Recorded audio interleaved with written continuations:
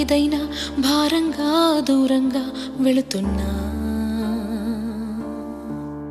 మొన్న కన్న కల నిన్న విన్న కథ రేపు రాదు కదా జత ఇలా నిరాశగా దరి దాటుతున్నా ఊరు మారుతున్నా ఊరుకోదు ఎదా ప్రాణంలో ప్రాణంగా మాటల్లో మౌనంగా చెబుతున్నా బాధైనా ఏదైనా భారంగా దూరంగా వెళుతున్నా మొన్న కన్న కల